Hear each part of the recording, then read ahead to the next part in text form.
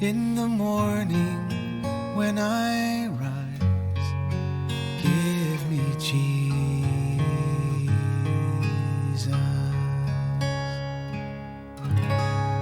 Hello again.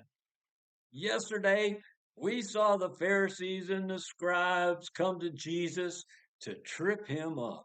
They weren't coming to Jesus to understand more of the kingdom. They weren't coming to Jesus to receive God's love that is poured out through him.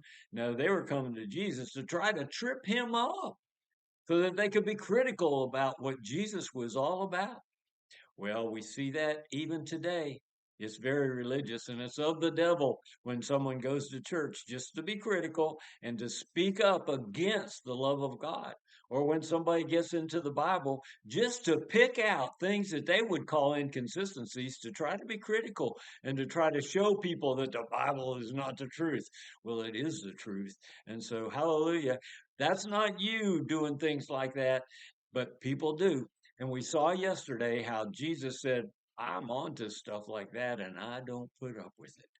Well, today we start chapter 12 in Mark, and there's a parable that Jesus tells that's all about the prophets and all about Jesus, and it's accusatory of the Pharisees, but he doesn't say it point blank. He says it in a parable, but they know it's about them.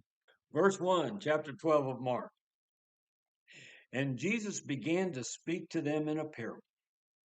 A man planted a vineyard and put a wall around it, and he dug a vat under the winepress, and he built a tower, and he rented it out to vine growers, and he went on a journey. Well, at the harvest time, he sent a slave to the vine growers in order to receive some of the produce of the vineyard from the vine growers. That's reasonable. It's his vineyard. They took him and beat him and sent him away empty-handed. Now, that's no way to treat a messenger from the owner, is it? Well, verse 4, again, he sent another slave, and they wounded him in the head and treated him shamefully. And he sent another, and that one they killed.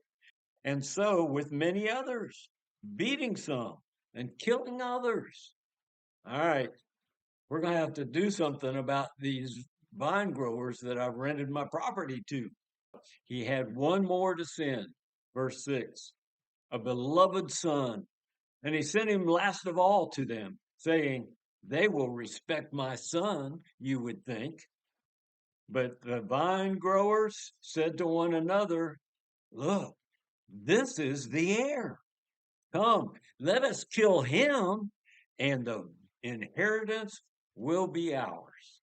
Well, they took him and they killed him and they threw him out of the vineyard. All right, I'm going to stop there today. Can you see when the first servants were sent? That's a parable about the prophets that all came to declare the goodness of God and how God always redeemed his people. That was the message from the prophets, and they beat the prophets and they killed the prophets. And then, of course, this last one is a parable about Jesus himself, the Son of God, coming, and sure enough, they killed him too. But hallelujah, he was raised from the dead. When we get together tomorrow, we'll finish this parable and see how God deals with those who would reject Jesus. I look forward to being with you tomorrow and talking about how Jesus came to set us free. He came to redeem us. And if we don't recognize that, although God is not wrathful now, there is wrath to come for those who reject his son.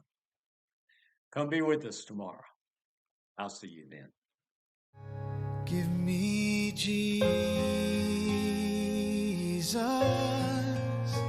Give me Jesus. You can have all this world, but give me Jesus.